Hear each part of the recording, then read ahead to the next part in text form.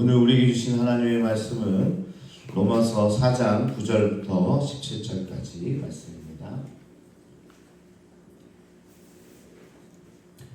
9절부터 17절까지 한 목소리로 같이 봉독하겠습니다. 시작. 그런즉 이 복이 할례자에게냐 혹은 무할례자에게냐 무릇 우리가 말하기를 아브라함에게는 그 믿음이 의로 여겨졌다 하노라. 그런즉 그것이 어떻게 여겨졌느냐 할례시냐 무할례시냐 할례시가 아니요 무할례시니라. 그가 할례의 표를 받은 것은 무할례시의 믿음으로 된 의를 인친 것이니 이는 무할례자로서 믿는 모든 자의 조상이 되어 그들도 의로 여기심을 얻게 하려 하시니라. 또한 할례자의 조상이 되었나니 곧 할례 받는 자에게뿐 아니라 우리 조상 아브라함이 무할례시에 가졌던 믿음의 자취를 따르는 자들에게도 그러하니라. 아브라함이나 그 후손에게 세상의 상속자가 되리라고 하시는 언약은 율법으로 말미암는 것이 아니요 오직 믿음의 의로 말미암는 것이니라. 만일 율법에 속한 자들이 상속자이면 믿음은 헛것이 되고 약속은 파기되었느니라. 율법은 진노를 이루게 하나니 율법이 없는 곳에는 범법도 없느니라.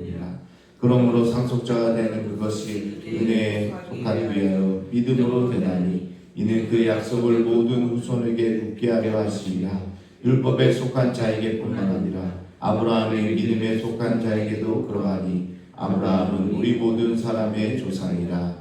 기록된 바 내가 너를 많은 민족의 조상으로 세웠다 하심과 같으니 그가 믿은 하나님은 죽은 자를 살리시며 없는 것을 있는 것으로 부르시는 이시니라. 아멘. 사랑하는 성도 여러분 평안하십니까? 네. 어제 우리는 파산한 내 영적 계좌에 하나님께서 예수님의 의를 거저 입금해 주셨다는 놀라운 은혜를 나눴습니다. 아브라함도 다윗도 행위가 아니라 이 은혜를 통해서 구원을 받았다는 거죠. 그러면서 아브라함 이야기도 하고 다윗 이야기도 하면서 행위로 받은 사람은 아무도 없다. 하나님께서 예수님의 의로 예수님의 십자가로 우리에게 어느 날 갑자기 통장을 봤더니 어마어마한 의가 입금되어 있었다. 이런 이야기들을 나눴습니다. 자, 그런 놀라운 소식을 듣고 당시 콧대 높은 유대인들이 아마 이렇게 생각했는지도 모릅니다. 맞아, 우리 조상 아브라함과 다윗이 받은 축복이지. 이 구원의 복은 할례를 받고 율법을 지키는 우리 유대인들의 전유물이야. 그래, 맞아, 이게 다 우리에게 주신 하나님의 은혜야. 이렇게 착각했는지도 모릅니다. 요즘으로 치면 우리 교단의 은혜야, 아니 우리 교회의 은혜야, 우리만 누릴 수 있는 거야. 이렇게 은혜의 울타리를 치려고 하는 사람들이 많이 있습니다. 그런데 바울은 이 본문에서 이 착각들을 아주 어김없이 깨뜨립니다. 어떻게 하는지 한번 보도록 하겠습니다. 아브라함의 삶의 시간표를 치밀하게 추적하면서 지금 반론을 피고 있는 건데 10절에서 아주 결정적인 질문을 던집니다.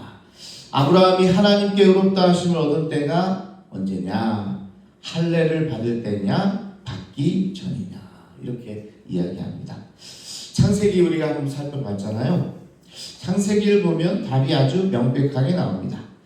아브라함이 믿음으로 의롭다함을 받은 것은 창세기 15장의 이야기입니다. 그리고 나서 할례 받은 것은 무려 14년이 지난 창세기 17장에 은혜를 받고 나서 우리가 하나님의 백성으로 할례를 받자 이런 이야기가 나오게 되는 거죠. 아브라함은 유대인이 되어서 구원받은 게 아니라 완벽한 이방인이었을 때 오직 믿음으로 구원을 받았다는 겁니다. 아브라함조차도 어떤 자기들이 조상이라고 하지만 그가 믿음이 있기 전에 할례를 받기 전에 믿음으로 구원을 받았다라는 거죠. 믿음이 없을 때 이방인으로 살다가 이제 믿음이 생겨서 하나님의 자녀가 되고 그리고 나서 뭐예요? 할례를 받고 그것이 징표가 됐다 이런 거죠. 여러분, 아브라함은요 유대인들만 인정하는 조상이 아닙니다. 다른 민족들도 아브라함을 인정해줘요. 그러니까 아브라함이 꼭 유대인이었다 이렇게 얘기할 수 없는 거죠. 자, 유대인이 가장 사랑하는 조상이 사실은 이방인이었을 때 구원받았다니 바울의 전에 유대인들이 아마 엄청난 충격을 받았을 겁니다. 자, 그렇다면 할례가 뭡니까? 쓸모없는 겁니까? 여기에 좋은 비유가 하나 있어서 제가 가져와 봤는데요. 자, 여러분 결혼 반지를 한번 생각해 보세요. 결혼 반지. 결혼 반지를 생각해 보면요. 두 사람이 사랑의 언약으로 맺어졌을 때 온 세상에 보여주는 아름다운 표시가 바로 이 결혼 반지입니다. 그러니까 이거는 어떻게 보면 상징이죠. 결혼식 날 결혼 반지를 서로 끼면서 세상에 보여주는 아름다운 표시다. 그런데 반지를 꼈기 때문에 부부가 되는 건 아니잖아요. 그렇죠? 또 반지를 잃어버렸다고 해서 부부 관계가 깨지는 게 아닙니다. 여러분 결혼 반지 끼고 다니십니까?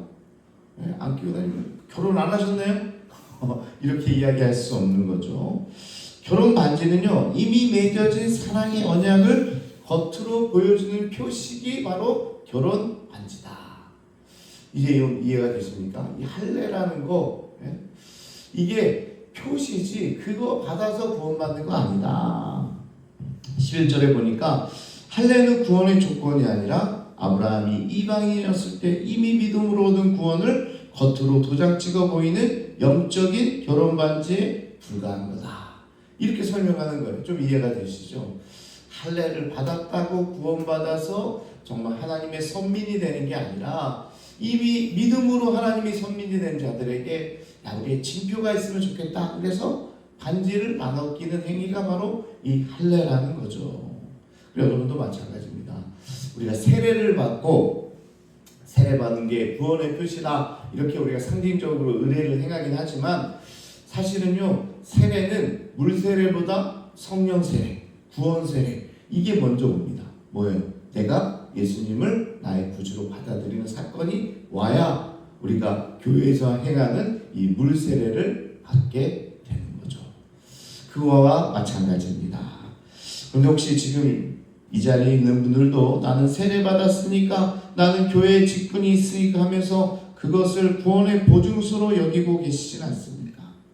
세례도 직분도 봉사도 다 귀한 겁니다. 그런데 그거는 뭐예요? 반지예요. 반지. 반지가 사랑을 만들어내는 것이 아니라 이미 있는 사랑을 보여주는 게 반지입니다. 결혼 30주년 부부에게 두 분이 부부인 이유가 뭡니까? 라고 물으면 반지를 끼고 있으니까요. 이렇게 이야기하는 사람은 없을 겁니다. 서로 사랑하니까 부부가 된 거죠. 반지가 너무 좋아서 결혼했다는 사람은 세상에 없습니다. 사랑하니까 반지를 나눠 끼는 거죠. 자, 바울은 여기서 한 발 더 나가는데 13절부터는요. 율법 이야기로 확장시킵니다. 유대인들은 할례뿐만 아니라 자기들이 율법을 가졌기 때문에 세상을 상속받을 특별한 자격이 있다고 믿었기 때문에 그런 거죠. 어제도 제가 잠깐 이야기했는데 바울이 역사적인 팩트를 짚어줍니다. 아브라함이 내 후손에게 이 땅을 주겠다고 엄청난 약속을 받은 것은 모세의 율법이 주어지기 무려 430년 전의 이야기입니다. 아브라함은 십계명이 뭔지도 몰랐고 율법의 조문을 지킬 수도 없었지만 오직 하나님의 약속을 신뢰하는 믿음 하나로 상속자가 된 겁니다. 아니, 당신들이 가장 사랑하고 존경하는 믿음의 조상 아브라함이 무슨 율법을 지켰냐? 율법은 출애굽하고 시내산에서 하나님께서 조목조목 내려주신 어떤 율법이잖아요. 그 전부터 그런 법은 있었겠죠. 하지만 그걸 다 이 아브라함이 지켜서 그렇게 믿음의 조상이 된 게 아니잖아. 이 한말 하니까 유대인들이 할 말이 없어지는 거죠. 오히려 이렇게 이야기합니다. 바울은요 15절에 무서운 진실을 폭로하는데 율법은 진노를 이루게 하나니. 무서운 얘기 아닙니까? 율법은 진노를 이루게 하나니 율법이 없는 곳에는 범법도 없느니라. 자, 만약 하나님의 상속자가 되는 조건이 율법을 완벽하게 지키는 것이라면 어떻게 되겠습니까? 연약한 우리는 매일 율법의 거울 앞에서 내 추악한 죄만 확인하면서 하나님의 진노 안에 벌벌 떨어야 합니다. 살아남을 사람이 한 명도 없는 거예요. 율법으로 우리가 구원받는다고 하면 우리는 항상 우리를 정죄하며 살 수밖에 없는 거죠. 그래서 16절 말씀이 우리에게 위로를 주고 있는 거예요. 16절에 보면 상속자가 되는 그것이 은혜에 속하기 위하여 믿음으로 되나니 이는 그 약속을 그 모든 후손에게 굳게 하려 하심이라. 할렐루야. 여기서 굳게 하려 하심이란 말이 굉장히 중요한데요. 원어로 베바니안이라고 말하는데 법적으로 확실히 보장한다, 무효할 수 없게 확정한다 라는 뜻입니다. 네, 아주 베바이안, 우리가 요즘에 많이 쓰는 불가역적이다. 어디서 많이 들어봤어요? 불가역적. 이 북핵, 예전에 이제 막 미국이랑 막 이렇게 대화할 때 이거는 불가역적한 협정이다, 돌이킬 수 없다 이렇게 이야기했잖아요. 협정할 때 우리는 핵을 포기하겠습니다 이렇게 해놓고 몇 년 있다가 밑에서는 핵을 만들고 있어요. 그럼 되겠어요? 안 되겠어요? 그러니까 그 명문에 이번 회의의 합의는 불가역적이다, 이렇게 이야기하고 있는 거죠. 근데 오늘 성경에 보니까 은혜를 상속받기 위해서 믿음으로 되나니 이 약속은 그 모든 후손에게 굳게 하려 하십니다. 이게 바로 불가역적이라는 거예요. 네? 돌이킬 수 없다라는 겁니다. 자, 하나님이 우리의 구원을 은혜로 주신 이유가 여기에 있습니다. 내 행위에 달려있다면 언제나 흔들릴 수밖에 없지만 하나님의 은혜에 달려있기 때문에 안전하게 보장되고 불가역적이라는 겁니다. 할렐루야. 이게 은혜예요. 내 행위에 따라 있다면 이게 이랬다 저랬다 이렇게 될 수 있지만 하나님의 은혜에 달려있기 때문에 이거는 불변하다는 겁니다. 만약 여러분 구원이 나의 봉사, 나의 헌금, 나의 착한 행실에 달려있다면 여러분의 마음이 어떻겠습니까? 어제는 좀 착하게 살았으니까 야 오늘은 천국 갈 수 있겠지. 근데 갑자기 오늘 남을 미워하고 혈기를 부리게 되면 어떻게 돼요? 점심때 되면 야 혹시 나 지옥 가는 거 아니야? 이런 마음이 싹 들죠. 예? 그리고 저녁 때가 되면 다시 또 하나님 앞에 무릎 꿇고 기도했어요. 그러면 다시 천국으로 갈 수 있겠지. 이건 뭐예요? 나의 행위로 한다 그러면 롤러코스터가 되는 거예요. 어떨 때는 나는 정말 믿음 좋은 천국 가는 사람, 또 어떨 때는 막 지옥 가는 사람. 예? 구원의 확신이 하루에도 수십 번씩 오르락 내리락 할 수밖에 없는 거예요. 예? 그러니까 하나님께 감사하다가 갑자기 하나님 죄송합니다 그러다가 무슨 정신분열 환자도 아니고 내 행위에 달려있으면 이렇게 되는 거예요. 근데 우리가 어떻게 돼요? 하나님께 이게 달려있다. 예, 하나님께 모든 이게 우리의 구원이 달려있는 게 얼마나 큰 은혜입니까? 할렐루야. 그러니까 이게 복음이라는 거예요. 기쁜 소식이라는 거예요. 하나님은 우리의 구원을 갈대처럼 흔들리는 나의 행위에 매달라 놓지 않았다. 우리의 구원은 내가 무엇을 했느냐가 아니라 나를 위해 십자가에서 모든 것을 다 이루신 예수 그리스도의 완벽한 공로에 닻을 내리고 있다. 예수의 십자가의 은혜에 하나님의 모든 우리에게 베푸시는 그런 의와 은혜가 달려있는 겁니다. 그러니까 우리는 거기에 닻을 내리기만 하면 돼요. 그냥 그거는 해야 돼요. 그것까지 안 하고 모든 이 세상에 있는 사람들 다 구원해주고 은혜를 주시진 않아요.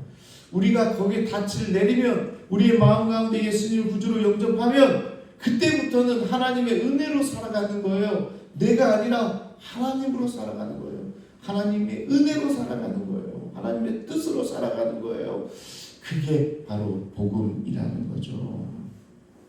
그럴 때 우리는 흔들리지 않게 된다.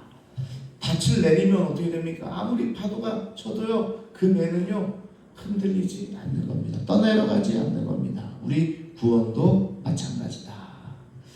어느 아버지가요 어린 아들과 함께 바닷가 절벽을 위를 걷고 있었어요. 아이가 아래를 내려다보니까 갑자기 무서운 마음이 들고 다리가 부들부들 떨렸어요. 그래서 아들이 묻습니다. 아빠 나 떨어지면 어떡해? 그런데 아버지가 아이의 손을 꽉 잡으면서 말합니다. 네가 아빠의 손을 놓쳐도 아빠는 절대 네 손을 놓칠 리가 없단다. 여러분, 이게 은혜로 보장된 구원입니다. 만약 아이가 자기 힘으로 절벽을 걸어야 한다면 다리가 떨려서 한 발자국도 못 될 거예요. 그런데 아버지가 손을 잡고 있는 거죠. 그래서 아이의 안전은 이 아이의 악력에 있는 것이 아니라 누구에게 있어요? 아버지의 손에 있는 거예요. 아이의 악력이 얼마나 되겠어요? 아버지를 잡는 힘이 얼마나 있겠어요?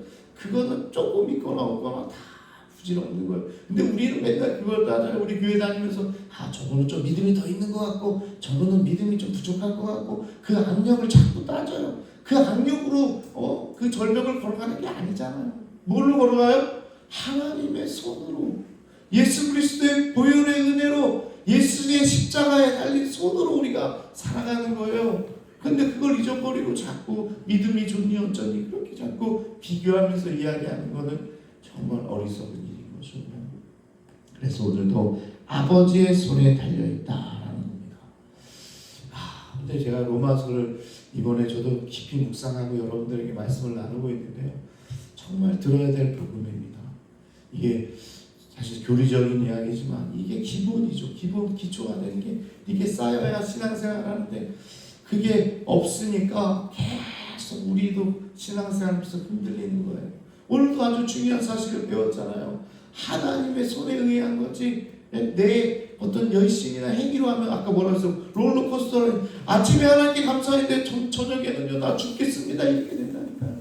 그렇게 하지 않기 위해서는 오늘 하나님의 은혜에 우리가 달려있다라는 사실을 깨닫는 겁니다. 오늘 우리의 구원도 마찬가지입니다. 내 믿음의 양력이 강해서 구원받는 게 아니라 나를 절대 놓지 않으시는 하나님의 손이 나를 붙들고 있기에 할렐루야 우리가 구원을 보장받게 되는 거죠. 오늘 혹시 나는 믿음이 너무 약해서 하나님이 언제 나를 포기할지 몰라 이렇게 생각하는 분이 계시다면 오늘 말씀을 가슴에 새기기를 바랍니다. 혹 여러분이 반복적인 죄를 짓고 또 오늘 쓰러져 있을지 몰라도 그것으로 인해서 결정되는 게 아니라 여전히 여러분을 사랑하신 하나님께서 여러분을 안아주시고 손을 잡아주시고 여러분을 천국문까지 인도해 주시는 예수의 피 묻은 손이 여러분과 함께 있다는 사실을 여러분 잊지 마시기를 바랍니다. 말씀을 정리하겠습니다. 사랑하는 여러분, 아브라함이 우리 모두의 조상이 된 것은, 믿음의 조상이 된 것은 그가 완벽해서가 아니라 연약하고 시술투성인 이방인이었지만 자격 없는 자에게 베푸시는 하나님의 약속을 전적으로 신뢰했기 때문에 그렇습니다. 내 손에 끼어진 종교적 반지를 보면서 나는 자격이 있어 라고 착각하지 마시고 반지는 반지일 뿐 나를 구원하는 것은 반지가 아니라 그 반지로 표시된 하나님의 언약이라는 사실입니다. 하나님의 백성은 저 유대인들만이 아니라 오히려 하나님의 언약을 붙들고 살아가는 저 아랍인 그리고 우리 아시아인 우리 또 다른 모든 민족 하나님의 말씀을 붙들고 살아가는 사람들의 하나님의 백성이라는 것을 여러분 깨닫기를 바라고 이스라엘 백성들이 착각하는 게 있어요. 여전히 착각하고 사는 거예요. 율법이 있다고 자기들이 할례를 받았다고 결혼 반지를 받았다고 그 결혼 반지가 있어서 결혼 생활 유지하는 사람이 누가 있어요? 그걸로 결혼 생활하는 게 아니잖아요. 혹 결혼 반지 잊어버리면 다 이혼해야 됩니까? 그것도 아니잖아요. 그러니까 얼마나 어리석어요. 하나님의 백성은 그게 아니라 하나님이 의로 우리에게 주신 은혜를 붙들고 살아가는 사람에게 하나님께 모든 이들에게 열려있다는 사실을 여러분 깨달으시고 오늘 진짜 하나님의 자녀로서 하나님의 백성으로서 하나님의 선민으로서 오늘도 구원의 누림 은혜를 누리며 살아가는 여러분 모두가 되기를 축복합니다. 이 시간 우리 주여 한번 부르시고 통성으로 함께 기도하겠습니다. 주여